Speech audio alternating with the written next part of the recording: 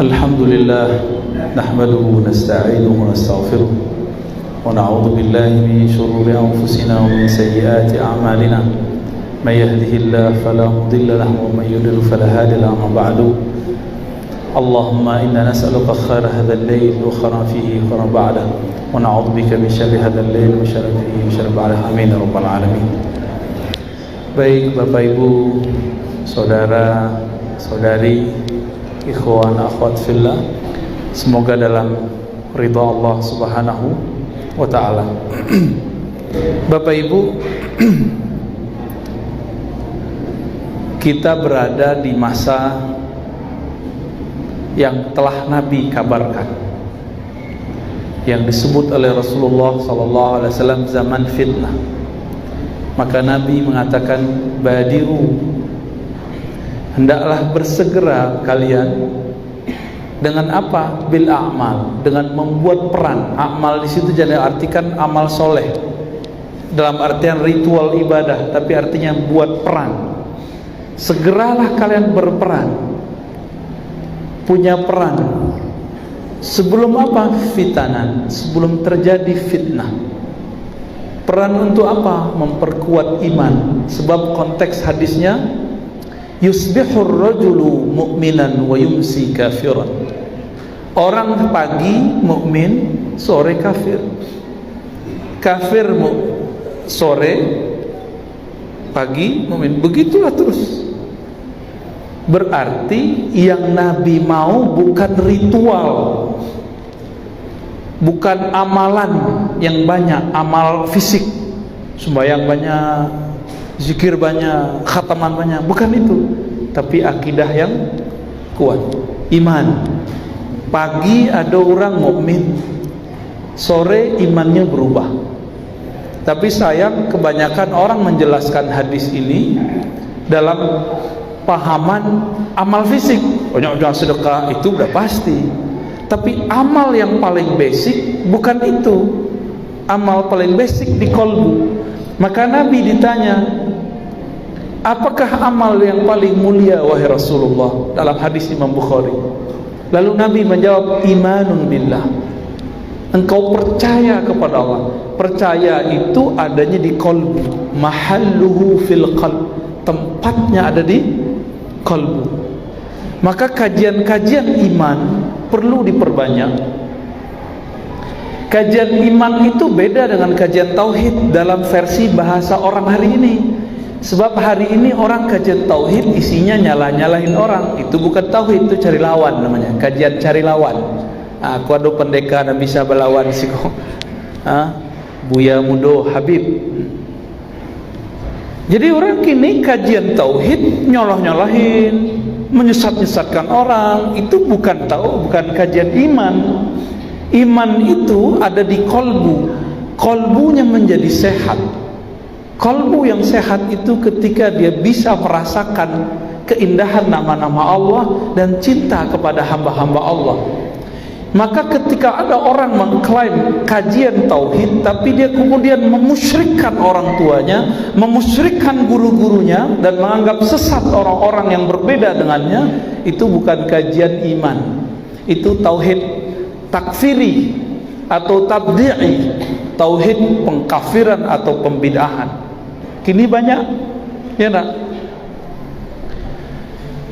Kajian iman itu dalam sebuah riwayat seorang sahabat, Muaz bin Jabal, bertemu seorang sahabat, bahkan beliau sendiri yang mengajak. Apa kata beliau? Ta'al nu'min sa'atan. Jadi dia ajak mereka, ayo kita beriman sesaat. Apa yang mereka lakukan? Ngaji ma'rifat, mengenal Allah, sifat-sifat Allah, kemudian memasukkan nama-nama Allah dari lisan ke dalam kolbu. Maka mereka bisa duduk berjam-jam itu menyebut nama Allah. Nu'min sa'atan. Maka nu'min di situ amal kolbu. Tapi sayang hari ini kata iman, kata tauhid sudah disalahartikan.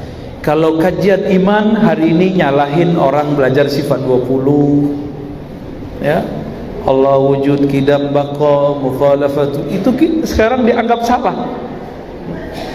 Akhirnya kajian-kajian tauhid bukanlah mentauhidkan Allah, tapi cari lawan kepada hamba Allah. Dan apa yang paling menyedihkan, kita mengatakan, oh kamu, ente mau coba mengkafirkan, menyalahkan orang-orang tua-tua dahulu. Mereka keluarkan satu ayat, wa idza qila lahum ittabi'u ma anzalallah, jika engkau berkata kepada mereka ikutilah apa yang Allah turunkan, mereka menjawab, kami mengikuti apa-apa yang dilakukan pendahulu kami. Itu ayat ada di surah Al-Baqarah, dan yang semakna dengan ayat itu ada dalam surah Luqman. Ayat itu bukan untuk menyalahkan orang beda faham, sebab ayat itu turun akidah Asy'ariyah tidak ada di situ namanya Asy'ariyah. Akidah bersifat 20 namanya, ya.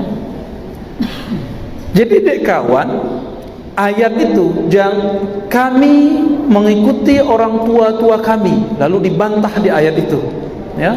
Jadi ayat itu melarang mengikuti orang tua-tua. Orang tua di ayat itu orang tua di Mekah. Orang tua dulu di Mekah, mereka sembah Allah atau sembah berhala? Sembah berhala. Dek kawan, diambilnya ayat itu untuk menyerang orang tarekat sufi karena masalah robitoh, mengenang guru, mengingat jasa guru sebelum zikir. Tidak nyambung. Itu adalah pemalsuan makna ayat, dan itu berbahaya. Itulah yang Nabi katakan dalam hadis Imam Tirmizi, ya, orang yang man qala atau man fassara al-Quran bi ra'yihi, siapa yang mentafsirkan Quran dengan akal-akalan dia, dengan pemahaman hawa nafsunya, falyatabawwa maq'adahu minan nar, siap-siap tempat duduknya di neraka. Ayat untuk orang kafir, untuk orang musyrik, dialamatkan kepada orang yang beda faham. Sah nggak tuh? Boleh nggak tuh? Katanya kajian tauhid. Nah itu banyak Pak hari ini. Nah, semoga masjid kita, lingkungan kita bisa bertahan. Jangan diam Pak, para buya, para ustadz, masyayikh, tolong jangan diam. Gak usah takut. Oh nanti jamaah kita sepi. Emang mereka banyak? Ya, Buya Habib, enggak juga kok. Yang paling sedih, ada kawan ahlu sunnah buat majelis ahlu sunnah, ada satu yang beda faham, yang dia hargai yang satu itu, yang lain dia sakiti. Yang karena yang satu ini si tauhid yang tadi, yang lain dia hantam, padahal yang lain itulah yang sebenarnya mencintai dia. Bapak Ibu, dulu di Tanjung Godang ada guru kita, orang tua kita, Datuk Onggwang, ya. Kami dulu ngaji kitab di surau, surat apa istilah, surau Tanjung, Tanjung. Dulu kami setiap hari Jumat pura-pura permisi Bu, dari sekolah di man. Tidak balik-balik ya. Sehari Jumat jam 8 sampai jam 10, paling cuma 2 jam. Kama turun ke surau, orang sedang mengaji hikam I'anatul Talibin, Ihya Ulumuddin. Ajib kita. Ya. Kini tidak ada lah, Buya Nu'man sudah sepuh, udah 80-an umurnya, mungkin sudah 85 kali. Ya, tadi kami ke tarbiyah beliau, ke kepala madrasah tarbiyah Kota Panjang. Jadi beberapa hari ini Bapak Ibu, sebagai tahadus menceritakan nikmat Allah, karena Allah mengatakan adapun nikmat Allah fahadits, ceritakan, akhir surat Duha. Kami membuat kajian kitab berbahasa Arab untuk para guru dan santri-santri senior di Madrasah Tarbiyah Pasya Agam. Jadi kalau dari Canduang terus masuk ke dalam Pasya, mungkin ada yang berasal dari Agam, faham maksud apa.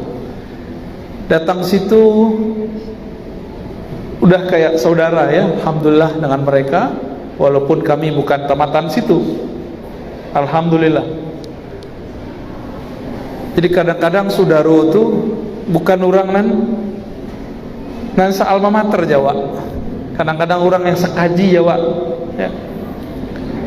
Di hari kedua dan ketiga kami menyebutkan silsilah keilmuan ulama di Minangkabau, khususnya Agam, Kabupaten Kota, Payakumbuh, Lintau ya, Bertanah Datar dan sekitarnya. Dan mereka kaget, mereka merasa senang, karena selama ini kawan-kawan itu menganggap ajaran yang suka membid'ah-bid'ahkan ini yang diserangkan MTI, Madrasah Tarbiyah Islamiyah, karena benteng Ahlus Sunnah. Jadi Bapak Ibu, kami kasih tahu, benteng Ahlus Sunnah itu bukan di YouTube. Di mana bentengnya? Di Madrasah Tarbiyah Islamiyah. Di ujung jalan ko ada Tarbiyah Pekan Senayan, tapi tidak tahu lay jalan dah. Kan layar mutu layah ya lah.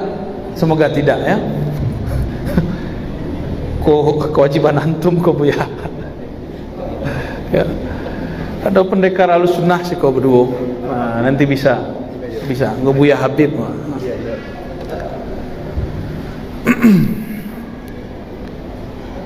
Kami menyebutkan silsilah ilmu orang awak. Kalau angkulah kuang, nah, ini belum kita sebut di luar. Martinus nama beliau nak ya. Ma orang gaya wasiko. Angkula kuang nama kete beliau siapa? Tu angguang. Iya Martinus nak. Iya Dades, mana Dades? Hah? Marjunus. Model-model orang Yunani nak. Nama Ashabul Kahfi itu. Ashabul Kahfi, Marjunus.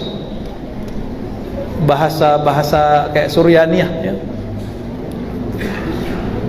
Syekh Marjunus Datu Angguang, beliau itu ngaji dulu di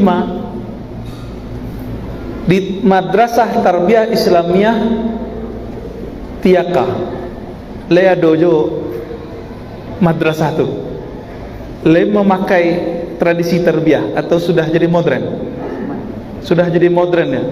Oh sudah jadi MDS. Tapi masih aduh.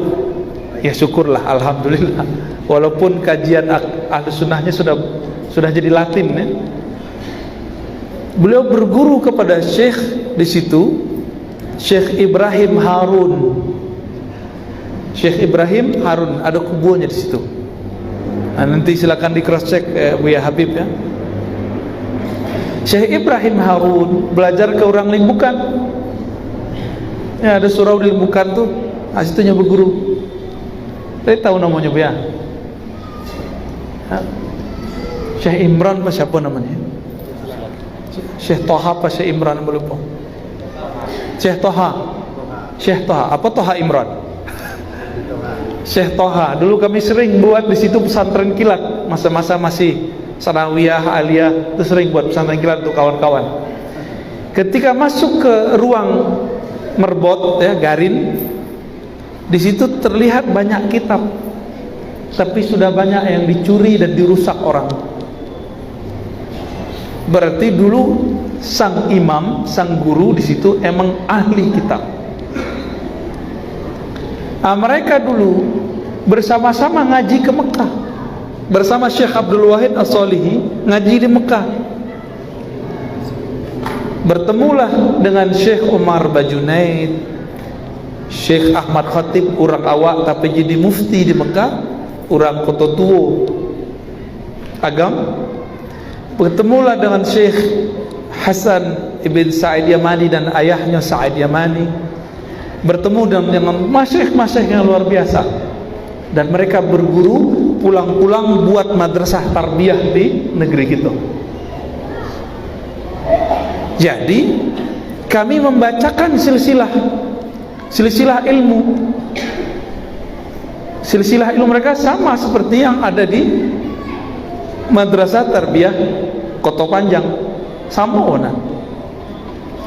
Misalnya kita ambil Syekh Mukhtar Syekh Mukhtar itu mengambil dari Syekh Abdul Wahid Solihi, Tobek Godang, itu namanya MTI Tobek Godang. Insyaallah kami isu ziarah ke situ, ya, insyaallah. Tadi kami ziarah ke Syekh Mukhtar Angkul aku. Awak ndak niat manga-manga ziarah sih, kira disambut lo tajo tari piriang banyak. Piriang isi bakwan.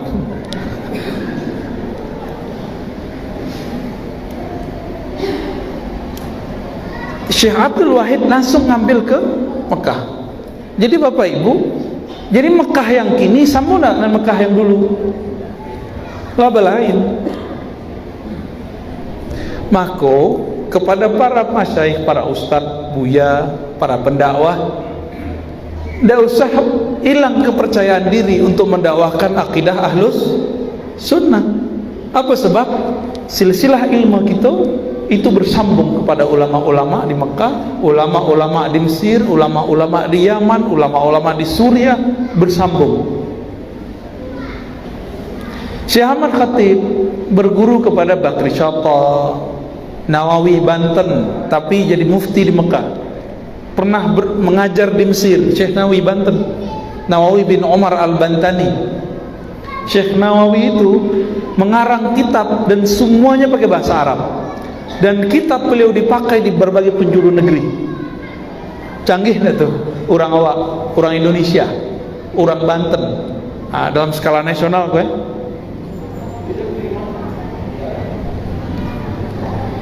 Jadi Bapak Ibu, kalau orang kemudian menyalahkan kaji awak, maka sebutkan, oh kami dulu kaji kami ngikuti Datuk Ongguang.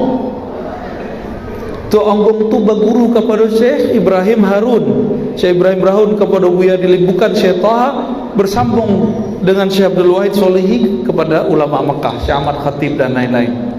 Itu jawabnya. Tanya balik kayaknya, masih silahku. Yang paling lucu, mengijazahkan Al-Quran lalu membid'ahkan orang-orang sufi, tarekat Naqsyabandiyah, akidah Asy'ariyah. Tapi kita cek sanad Qur'annya kepada ulama itu. Semua sanad Qur'an sekarang hampir yang masyhur ya terkumpul kepada Imam Zakaria Al-Ansari, dan itu seorang sufi bermazhab Syafi'i, akidah Asy'ari. Kalau dia mengatakan Asy'ariyah sesat, berarti silsilah Qur'annya batal, sanad Qur'annya batal. Jadi Bapak Ibu, ingin menyegarkan semangat kita beragama, jadi zikir-zikir mau yang kita lakukan setiap ada sholat, ya, kunut subuh, walaupun di Mekah saat ini tidak berkunut, tapi kunut itu dibawa dari sono, ya.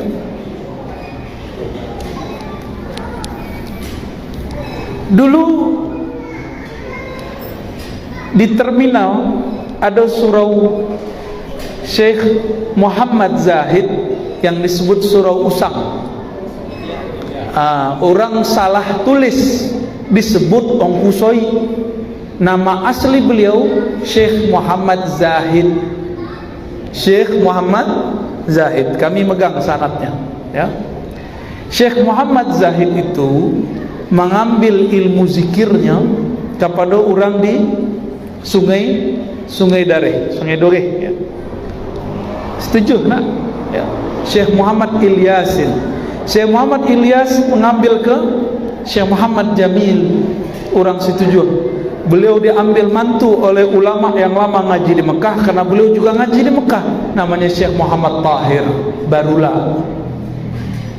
Tapi di situ surau lah jadi masjid, orang sudah nggak kenal, sayang. Syekh Muhammad Ongkusoi Muhammad Zahid. Muhammad Zahid itu punya murid banyak, dan kami datang kepada cucu anak dari murid beliau.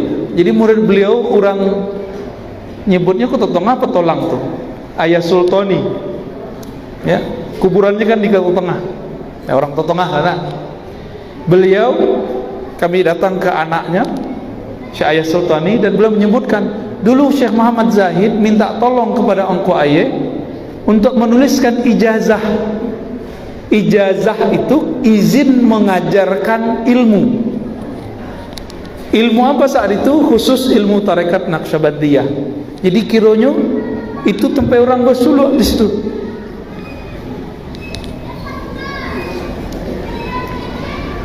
Syekh Muhammad Zahid itu punya murid, ada namanya Syekh Junaid ya. Itu di belakang masjid Pancasila itu loh. Istiqomah ya. Pancasila lo nama. Ada masjid Istiqomah, belakangnya ada surau. Dulu kami yang meresmikan itu, meresmikan tagaknya berdiri kembali. Syekh Junaid.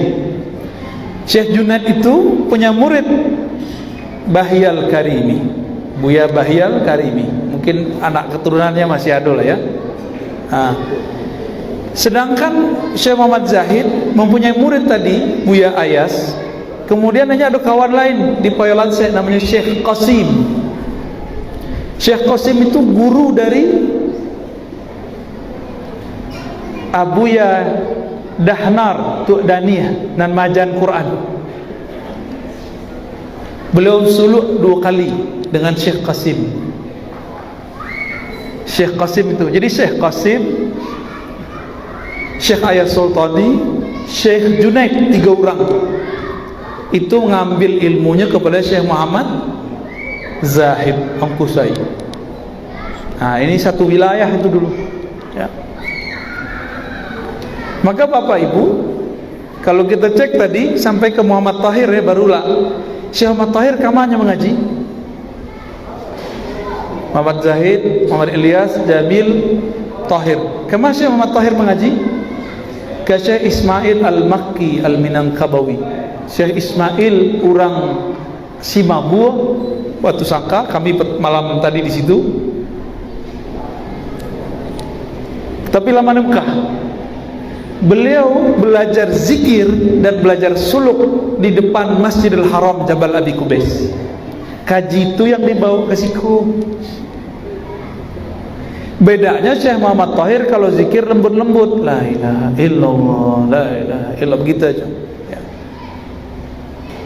Beliau punya kawan namanya Syekh Abdurrahman Kumango. Karena zikirnya bercampur tarekat Saman, zikirnya lebih keras. Lahilah sile Kumango. Antum ta'allamtum ya? Waduh, gawat.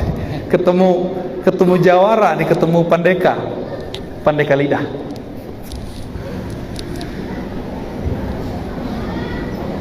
Jadi silat Kumango itu Bapak Ibu, itu bukan silat biasa, itu silat yang diolah dari zikrullah. Maka adik-adik kami sarankan kalau belajar silat yang begitu. Jangan silat-silat yang kosong ya, belajar zikir. Jadi bisa merasakan Allah Ta'ala dalam gerak. Nah, itu kan dahsyat tuh.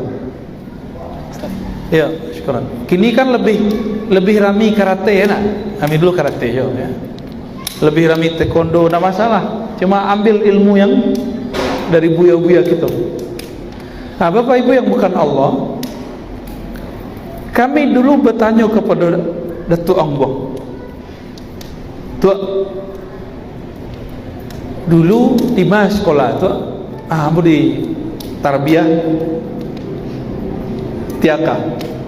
Tapi apa yang paling menarik, beliau mengatakan setelah kelas 7 itu orang wajib bersuluk.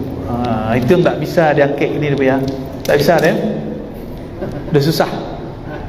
Cuma di Batu Basurit di Kampar, cucu dari Syekh Abdul Ghani masih begitu, tapi suluhnya bukan 40 hari, 10 hari.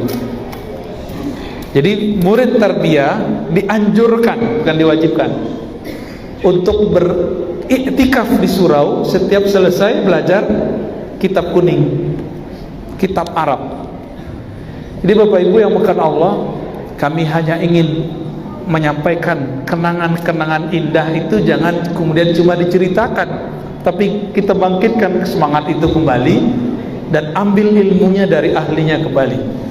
Jadi kami berharap nanti tarbiyah Islamiyah itu ramai kembali ya, amin ya rabbal alamin. Terakhir sebelum sembahyang, nanti sudah sembahyang ada tanya jawab. Ada kita jawab.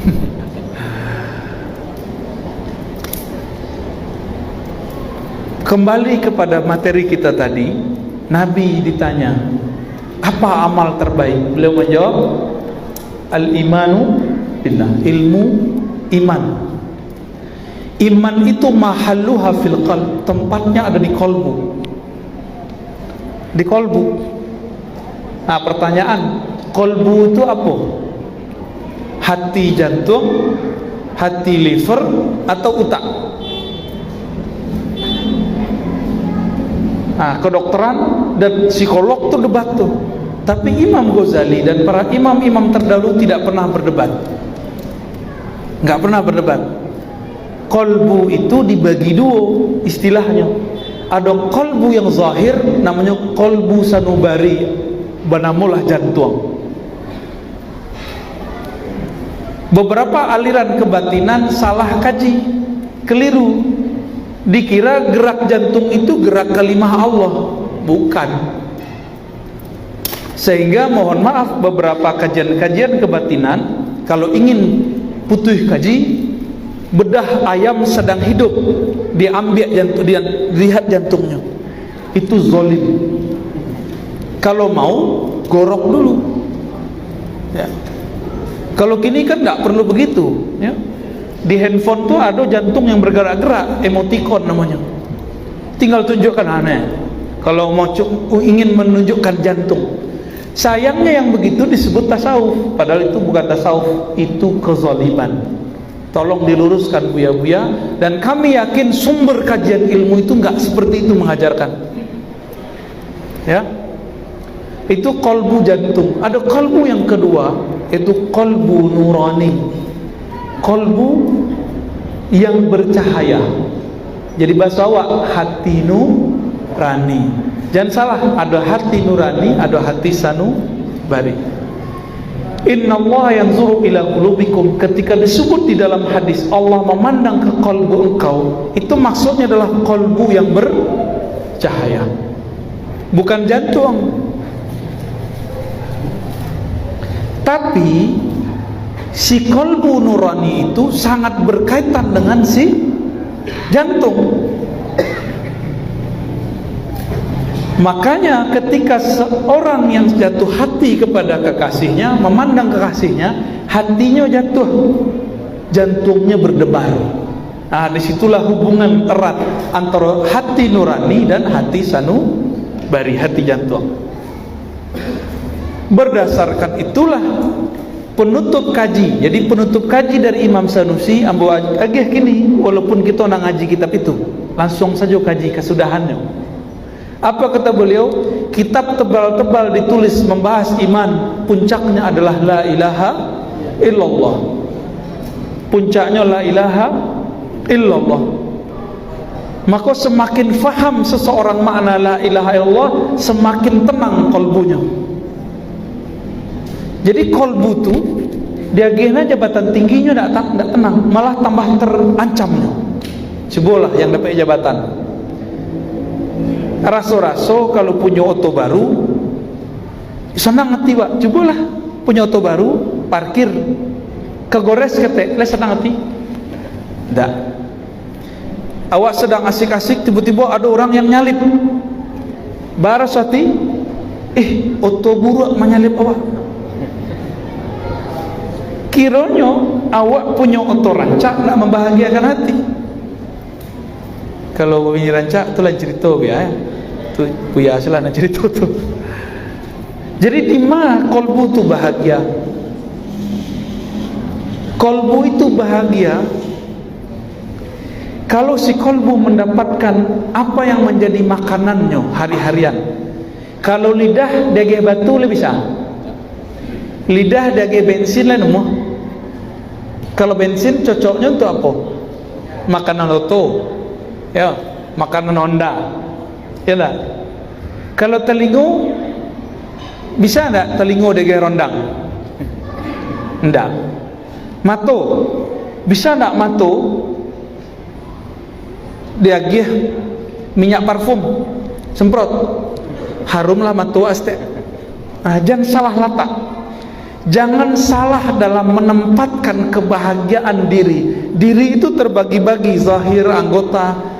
Kalau mata senangnya memandang yang indah, telinga senangnya mendengar yang merdu, lisan lidah sariulan lama, maka kolbu itu dia hanya punya satu selera.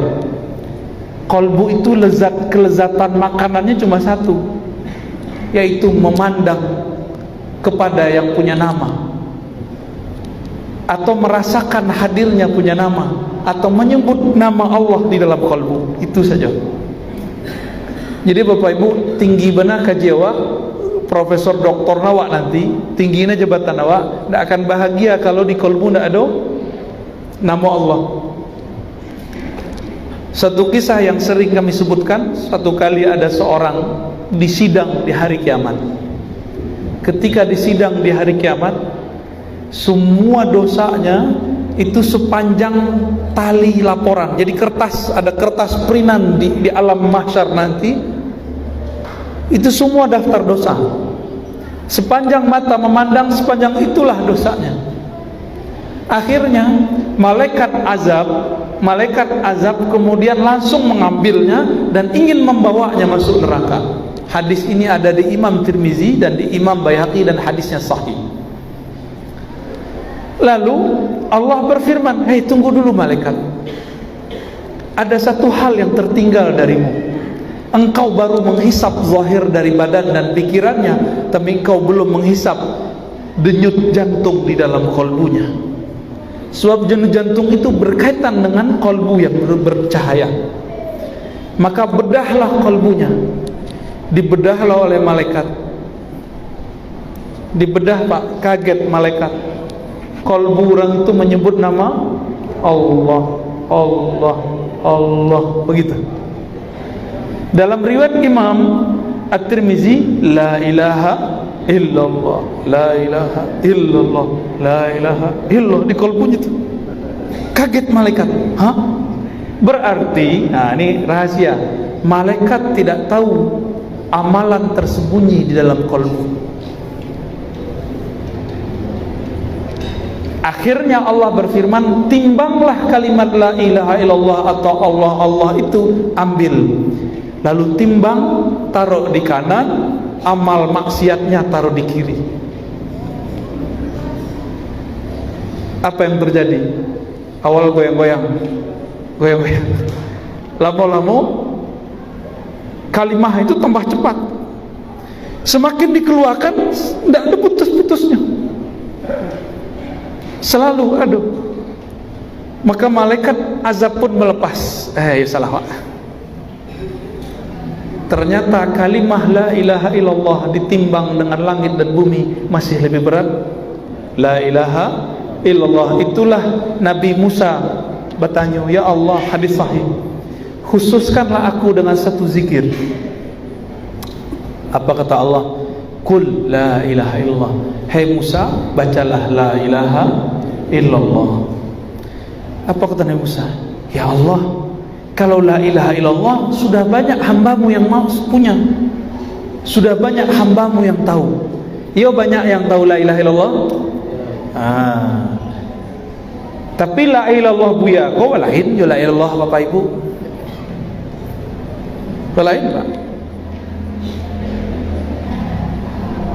Sebab Allah kemudian berfirman, ikut la ilaha illallah, kalau ditimbang dengan langit dan bumi itu lebih berat la ilaha illallah. Nabi Musa ditalkin langsung oleh Allah. Apa ditalkin? Dibimbing langsung membaca oleh Allah. Nah itu yang bedain Buya aku juga Bapak Ibu. Beliau dapat bimbingan dari gurunya, dapat bimbingan beberapa orang, dibimbing membaca la ilaha illallah dengan lisan dan dengan kolbu pikiran, sehingga menyatu. Lidah menyebut, kolbu pun menyebut, pikiran pun mengikut. Terjadilah getaran-getaran di situ. Ditimbang getaran itu lebih berat dari semua dosanya. Maka Allah berkata ke Musa, "Hei Musa, kalimat ini jangan main-main. Engkau timbang dengan langit dan bumi, itu lebih berat." Jadi Bapak Ibu, di bumi yang paling bagus cahayanya, yaitu tempat yang di atas itu banyak orang baca la ilaha illallah. Tapi kini ada orang setiap wak banyak menyebut la ilaha kecil gilo wak orang.